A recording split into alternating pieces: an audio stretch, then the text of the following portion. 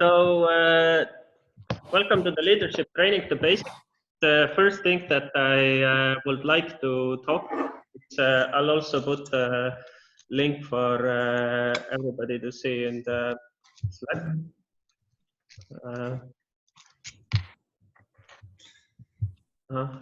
Here is the right channel. I was looking, where is the right channel? So the leadership training link is over there, and I'll also share the screen. And this time I would like to go through the basics of leadership, like where it all starts, what's the most important part for a team leader, and basically how to have the fundamentals of team leadership in place, and then we can go from there. So the first thing, the first thing I'd like to say about leadership is a nice quote I read yesterday when I was reading Hacker News. Was that basically if I'll copy it since I can't remember it by heart, but it basically was something like this: that first you have to be able to lead yourself, and then you can lead others. Can anybody explain what this might mean?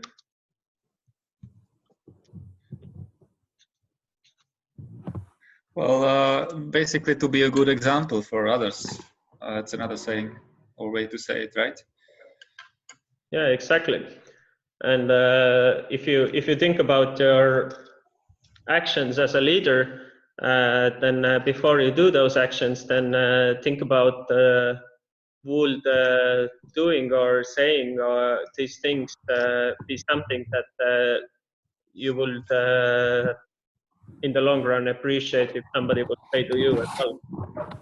So basically, this is like fundamental that try the same sort of person for the other people as you lead your team, as basically something that would also like inspire you and lead you, because down the line, like this is where it starts, and you have to get your own shit straight before you can lead other. Like if you're not sure what you're doing yourself, and if you have like no idea what's your main goal, how to get to there, etc., then it's really hard to inspire other people. And if you don't know these things, then please do come talk with me or somebody else so we can figure these things out. And then once you have like a clear picture yourself, then it's like 10 times easier to suddenly start giving the same picture to other people as well. But I'd like to make this quite interactive instead of me just talking. So what would you say as a team leader, the most important things you have that you can expect? Well, what do you think is the most important thing you want your people to do or be?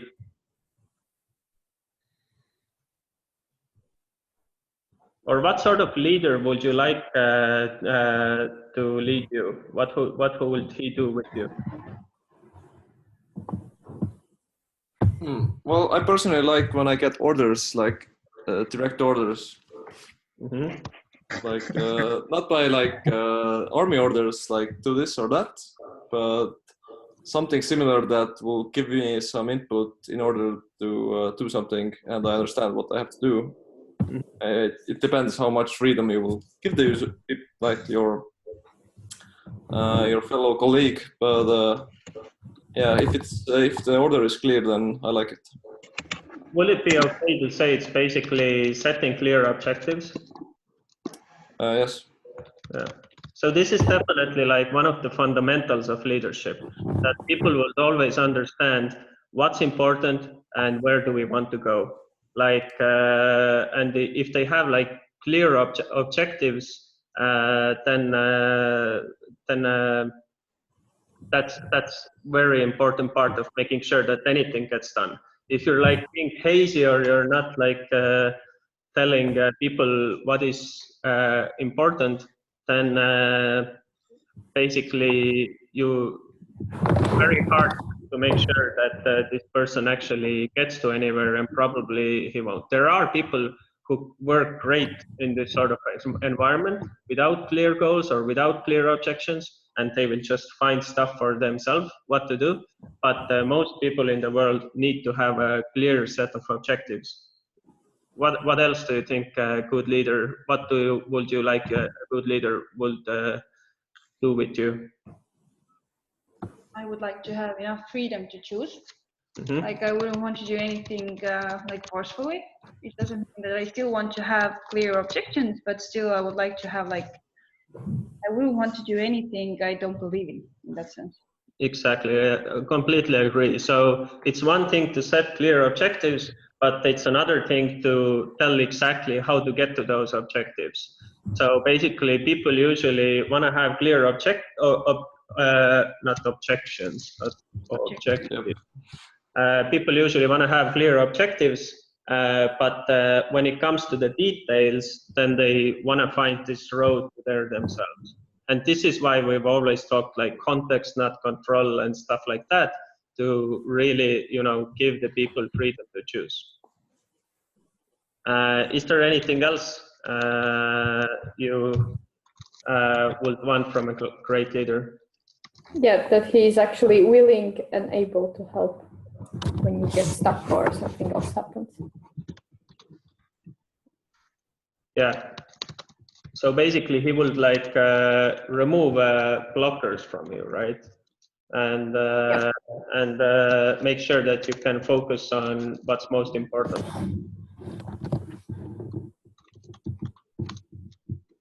Completely agree. Anything else? I think that the leader should be able to sort of find the best qualities in the people he leads or she leads, and so that individual people do the correct things, right? So the things that they are best at. Mm-hmm. So basically, know your people and put them to where they're strong. Mm-hmm. Mm-hmm. Completely agree. Anything else?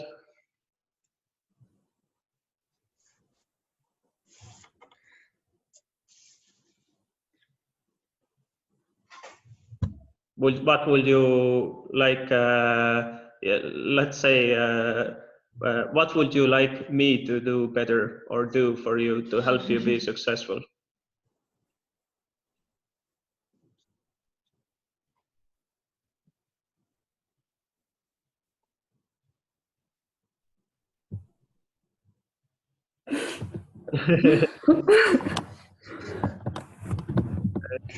From these things that we mentioned, or in general? In general. Mm-hmm.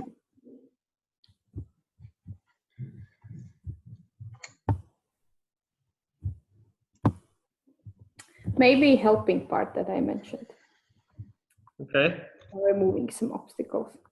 Okay, so this is still helping. What about anything else and new?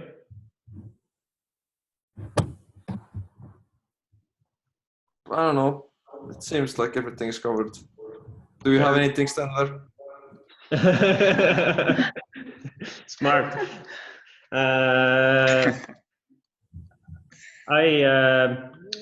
If you look at these things, then all of these things are basically stuff to get people happy. Basically, to get them to be happy and motivated. Am I correct in saying this? So basically, all of these things, setting clear objectives, willing to help them out learn their stuff, knowing the people and putting them where to be strong, is stuff that helps to make your people happy and motivated. And is there anything else a leader can do to make his people happy and motivated? I think that I would add, it goes tightly with maybe the freedom to choose, but I would add trust. Because if you let people to choose their own things or like ways, then you should, I hate the feeling that you get to choose, but somebody's always like, was it the correct one you did? So it's maybe like important for me. All right, trusting your people, completely agree. Anything else?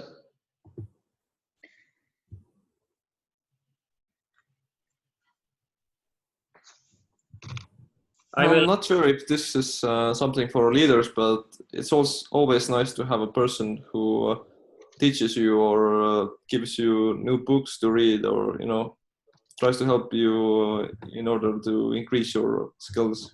I guess. So mentorship. I'm not sure if that's a leader. That's a mentorship. That's mentorship, and this is like a very big topic that's in my head lately. I've been thinking a lot, like, should team leaders be also mentoring and focusing on career growth and stuff like that? And I'm more and more leaning towards no. So basically, I've talked with guys from Pipedrive, TransferWise, and basically all the Tactify as well, and ask, like, how do they do it? Because you can actually put a lot of things on the leader's plate, but at the same time, eventually you will end up with the person like 100% leader or basically a manager, but he's not actually doing anything himself because all of his time goes to people management. But at the same time, managing people is very hard, and it requires a lot of different skill sets.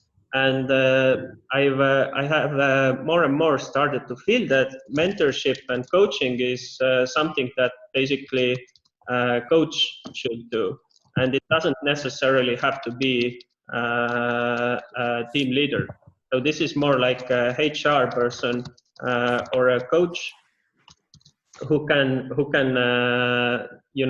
has the training how to help people in their career growth, and has the training how to help people understand where they want to go to. And that's like career mentorship. But then there is another mentorship, which is like role mentorship, right? Like in developers' case, how to write better program. In product owners' case, how to do better research and product decisions, etc. Now the coach obviously can't do all of these things. So the role mentor should probably be somebody in-house who works with the people day to day. Like in this case, Karl Axel is the CTO and should give like development feedback to the developers. And also like in case of sales, me and Robin are probably going to be role mentors on how to do the sales better and how to structure the interviews and stuff. And role mentorship is also something that the team in general can help. Like we're going to hold the weekly sales meetings. The support has their weekly meeting where they actually help each other and mentor each other as well. So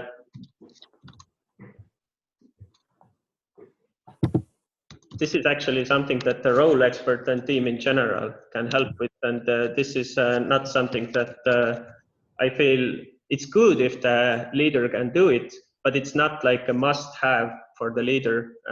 Like the coaching part and the mentorship part can be given to other people as well. Does it make sense? Mm-hmm. Mm-hmm. Because it's like if we all try to, like all the people who are in this room, if we try to make you perfect people leaders, then basically you will spend most of your time reading books and thinking about how to teach people better instead of leading the team and also being hands-on with the team. So it's it takes years of practice to become like a leader that can handle all of these different aspects. I personally had years of practice, and I still feel that I don't do these things well. I still feel that I'm not a good career coach. I still feel that I'm not really good at working all these soft skills. So a team leader's position is a lot more about the objective focus and how to get things done, basically. Does this make sense? Yep. But how else can you keep your people happy and motivated? Keep them food. Food. Yep. So actually, it's not far off what I was thinking. Something called is success, and success is something that keeps people happy. If they get a feeling of success, if they get a feeling of we're going somewhere and we're doing the right things, and they get feedback for their work, basically, are they doing right things and going in the right direction, and also celebrating the victories is very important, which often involves food or drinks as well, right? So, so basically, celebrating the victories and like, I don't know, you release a new feature, and that's a cause for celebration. Andre and Diana managed to activate like 2 key customers. It's a cause for celebration. Let's hold a party or something. Like all of these little things need to be celebrated all the time, because the feeling of success is something that really drives people. And it's like you shouldn't wait for the one big success. You should wait for every small thing that comes and celebrate it, because it's the small things that accumulate. They make you more motivated and happy, and this also causes you to achieve even greater things. And it's like a snowball that keeps spiraling and growing bigger. Anything else you can do?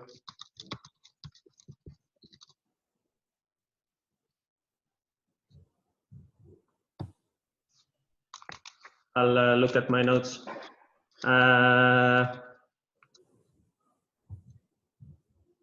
So another thing regarding celebrating success and seeing success is actually seeing the fruits of your work. And this is really important. You can really see it in Team Poland right now. Like Patrick on Friday wrote that this is like his most motivating week ever in Diagram.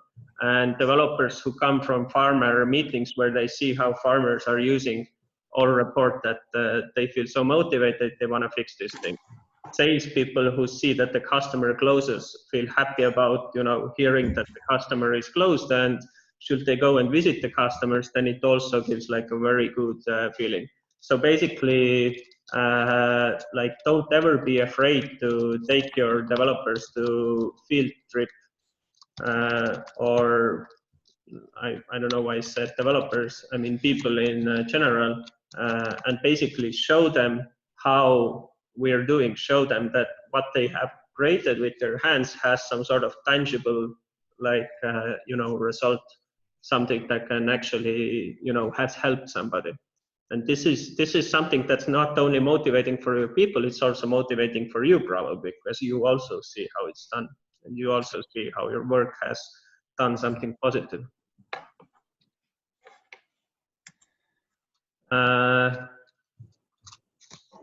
Is there anything else?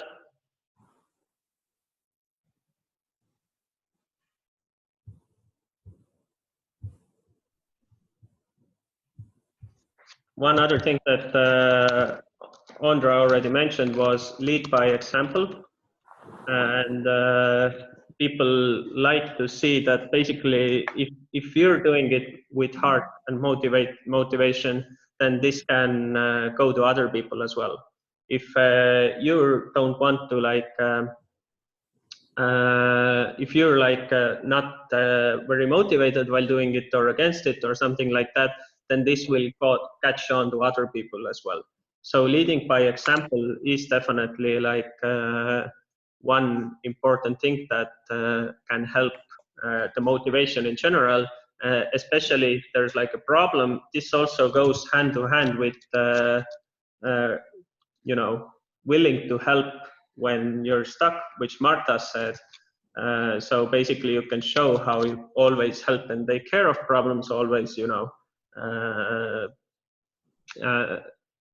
can show them how it's done as well if needed. Or if you don't know how it's done, then basically find a way to show it. Maybe some other team member in some other team can help it. Or maybe just by showing your own like positivity and belief, you can really have this. It's sort of like a domino effect. If you start leading, then other people also, you know, feel that they can follow and do this thing. Does this make sense to everybody? Yes. Any thoughts on that part?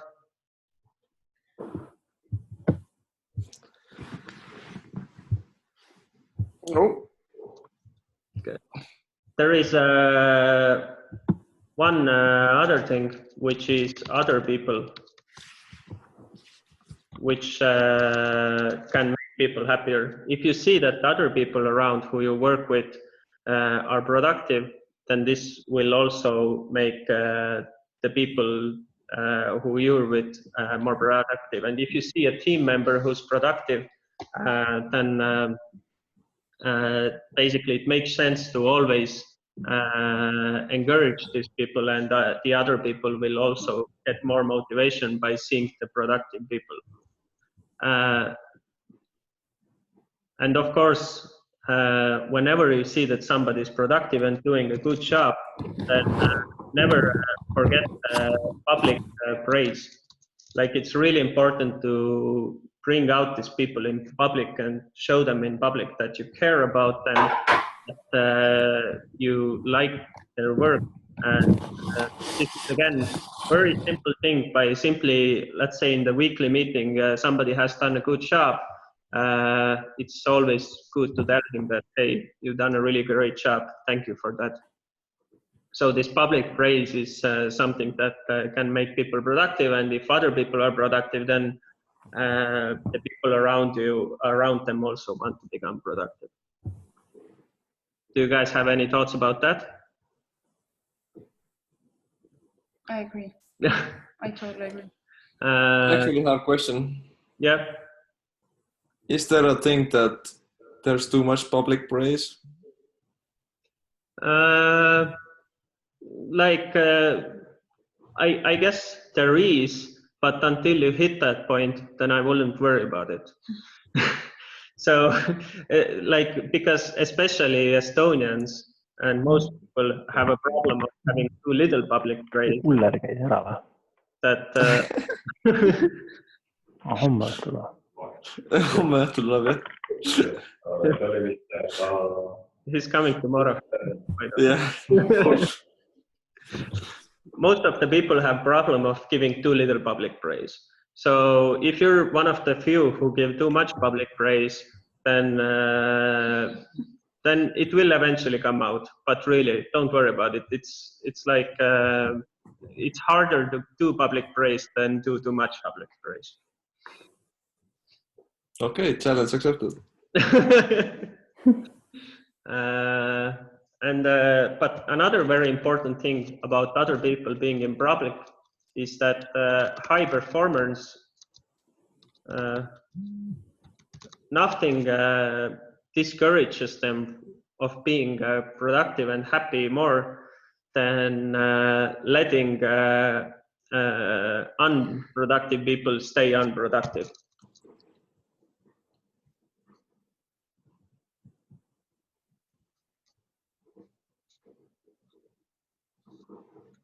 So essentially what this means, if you have a team and somebody in there is not pulling their weight, then if you don't deal with that problem, if you don't talk with that person and let him stay unproductive, then essentially it's gonna catch on to other people as well.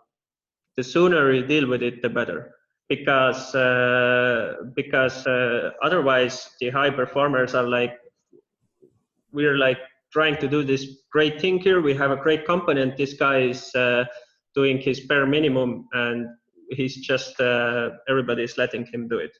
And this is something that will catch on to other people fast. So how do you think is the best way to work with letting unproductive, basically handling the unproductive people? Well, you have to tell them that there is this issue, that you are not giving them honest feedback about their performance. Yeah, I would probably start with like finding out the blockers, like what's the problem, and dealing with those. Exactly. So basically the first thing is actually finding out the blockers, get the truth. it might be that the person is actually blocked or unproductive because there's actually something that's blocking him. So before you start like any acquisitions, like any, when you find out the truth, because you don't want to tell the person that he's being unproductive if maybe there's something completely else that's blocking him. But once you have the truth, and you basically know for sure that this guy is probably not giving his 110%, then Marta's step is next, talking with him and giving feedback. So this is can be first uninformal, and if it keeps being a problem, then it can get formal as well. And if things still don't improve, then next step is firing. Yeah, it's a 2-week notice with clear goals, and this goes into firing. But this is another story which I'm not gonna go into here right now. I hope that none of you have to do it, but if there ever comes a part that you have, then I will give another training about it. But it's basically the summary. It's called Coach Up or Coach Out. I have a question. Yep. What if the person who is unproductive in my team is unproductive because he's in my team and is not productive when he's not in my team? Then it might make sense to talk with him and ask them, maybe you want to go to another team, and see if there is like any switch of people you can do and speak with the other team as well. It's fine to change the people, and it's actually the best way to solve it if you understand that this is basically not his strong suit. We have 10 minutes before I send you a new link. If you understand that this is not one of his strong suits, then but you see that he has a lot of potential elsewhere, then it's completely fine to move this person to somewhere else. Okay. Yep. Do you have any other topics about happy and motivated?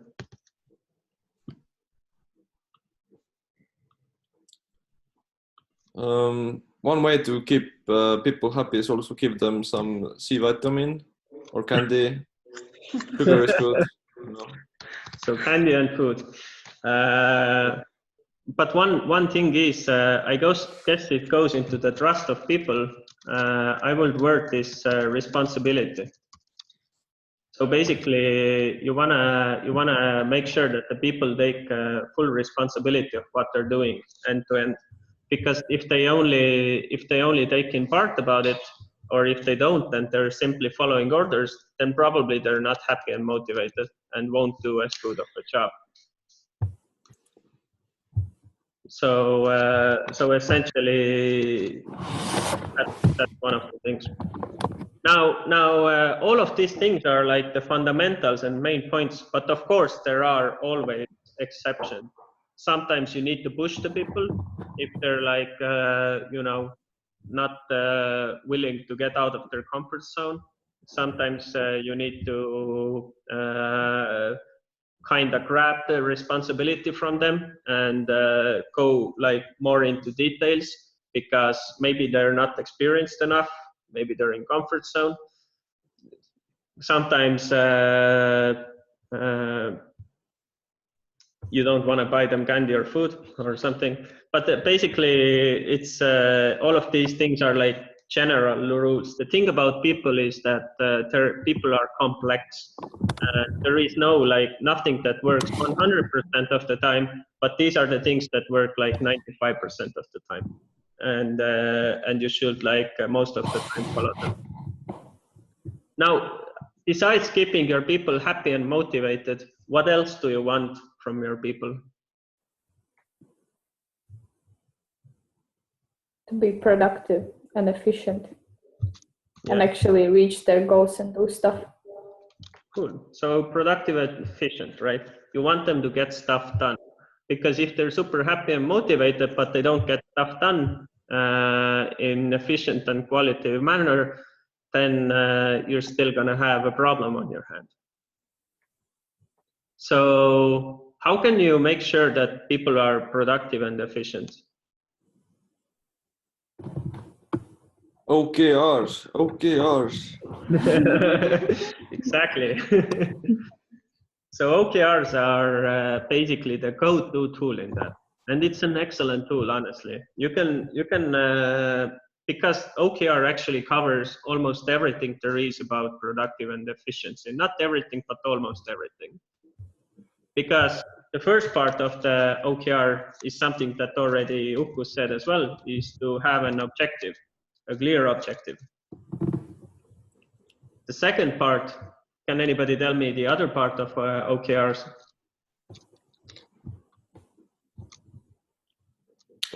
Key results.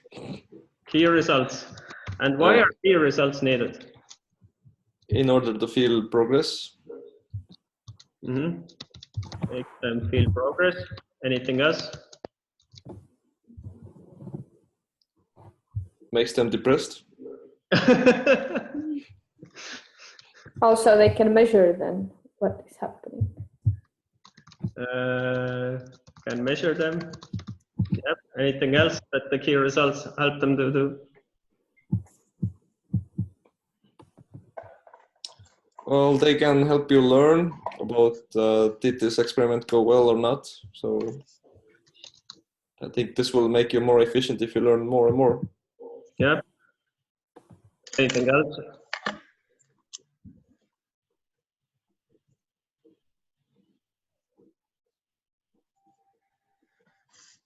One other thing that key results let you as a leader do, and which is very good, is that you basically have a bullet point list of what to go through.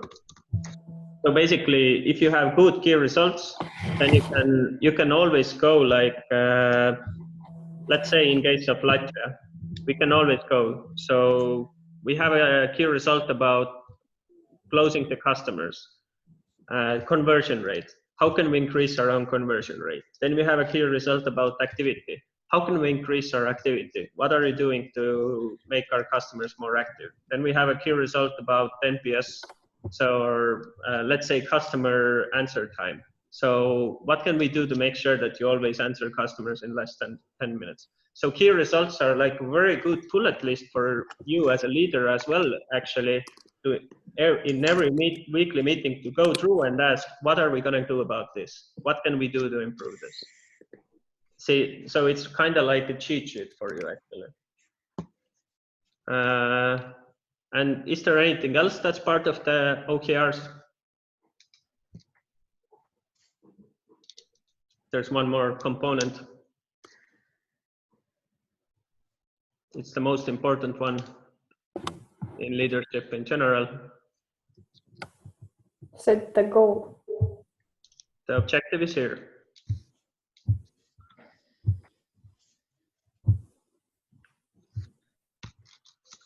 When you give a task to somebody, what should you always ask him?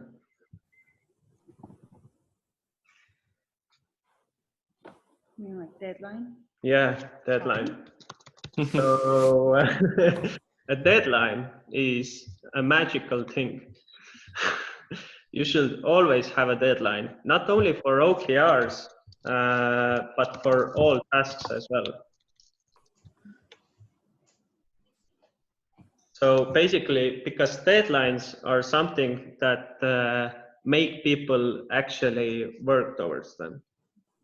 If you, for example, just tell a person or agree that we're going to do something, now maybe he's super proactive person and immediately always does this thing. But chances are, especially in e-agronom, that people are overwhelmed with million things. And now if they don't have a deadline, then it just goes to the bottom of their list and they will actually never do it. So a deadline is something that creates priority, and it's something that makes people move towards that. So basically, always ask a deadline. And the best thing is if the person himself sets a deadline. because then he has the ownership over it. So you can always ask him, when can you get this done? If the person doesn't give a deadline, or if he's, we're gonna stop in a minute, then I'll send you a new link. But if the person doesn't give you a deadline, then you should set the deadline. Like ask him, can we get it done in 2 weeks?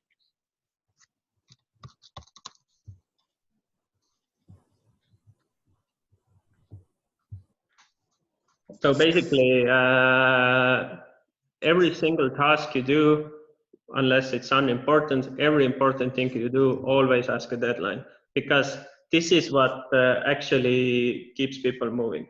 And the second thing is, if the person gives you a deadline, then always ask, can we do it sooner? Because, and can anybody tell me why it's important to ask him, can we do it sooner? So we could do it sooner? Well, that's the basis of it, but is there like actually any fundamental reason besides being an asshole? Being efficient. Kinda. I guess it will make them think twice and think if there are other like solutions to it, or Exactly. It makes people think twice and think outside of the box. Because otherwise they will just go the most obvious path. But if you ask them, can we do it sooner? Then they will start actually thinking, maybe we can somehow, maybe I can do it in another way, in a more efficient way. Or maybe I'll just drop some of my tasks. And so you can discuss what tasks are not that important. So you can take that as a priority. So those are the one thing that always